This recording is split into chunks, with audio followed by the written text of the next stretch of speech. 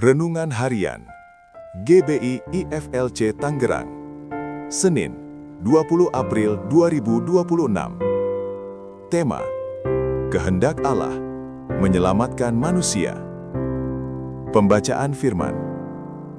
Itulah yang baik dan yang berkenan kepada Allah, Juru Selamat kita, yang menghendaki supaya semua orang diselamatkan dan memperoleh pengetahuan akan kebenaran. 1 Timotius 2:3-4. Pembahasan. Hidup manusia tidak pernah lepas dari pertanyaan tentang tujuan dan arah. Di tengah berbagai pandangan tentang siapa Allah dan apa kehendaknya, Alkitab memberikan jawaban yang jelas dan meneguhkan.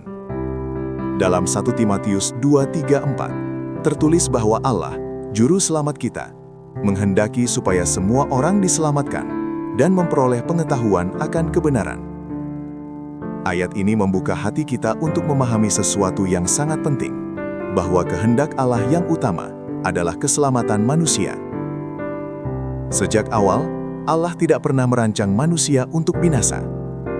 Dosa memang telah merusak hubungan manusia dengan Allah, tetapi kasih-Nya tidak pernah berhenti. Kehendak Allah bukanlah penghukuman, melainkan pemulihan. Ia menginginkan setiap manusia tanpa terkecuali untuk kembali kepadanya dan hidup dalam keselamatan yang sejati. Inilah gambaran kasih Allah yang begitu luas, jauh melampaui batas bangsa, latar belakang dan masa lalu seseorang.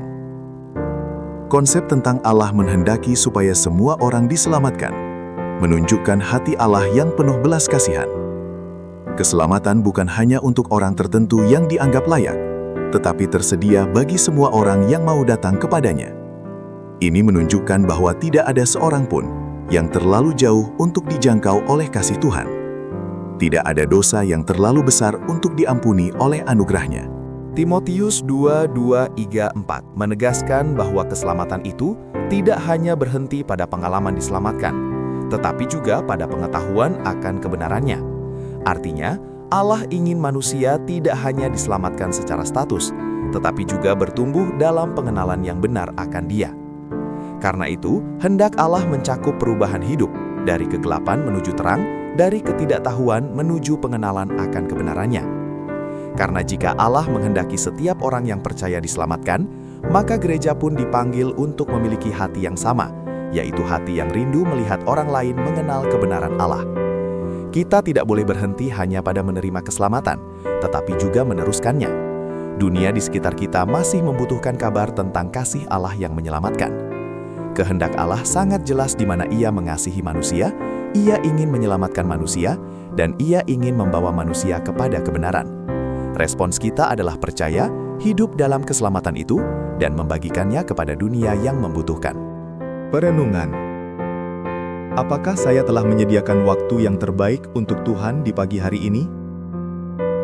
Apakah hidup saya sudah mencerminkan seseorang yang sudah menerima kebenaran Allah? Sudahkah saya sungguh percaya bahwa Allah menghendaki semua orang diselamatkan, termasuk saya dan orang-orang yang saya anggap sulit? Penerapan. Pesan pada hari ini: hidup dalam kehendak Allah yang menyelamatkan manusia bukan hanya untuk dipahami secara teori, tetapi untuk dijalani dalam keseharian. Ketika seseorang menyadari bahwa keselamatan yang ia terima adalah anugerah semata, bukan hasil usaha atau kebaikan dirinya sendiri, maka hati itu akan dipenuhi oleh ucapan syukur. Quotes. Kehendak Allah bukan hanya untuk kita nikmati, tetapi untuk kita bagikan. Doa dan permohonan. Bapa yang baik, terima kasih atas firman-Mu hari ini, mengajari kami untuk memahami dengan benar kehendak-Mu dalam kehidupan kami. Bapa, kuatkan iman kami untuk selalu percaya pada-Mu. Dalam nama Yesus kami berdoa. Amin. Ayat pedoman. Janganlah engkau lupa memperkatakan kitab Taurat ini, tetapi renungkanlah itu siang dan malam, supaya engkau bertindak hati-hati sesuai dengan segala yang tertulis di dalamnya. Sebab dengan demikian, perjalananmu akan berhasil dan engkau akan beruntung. Yosua 1:8.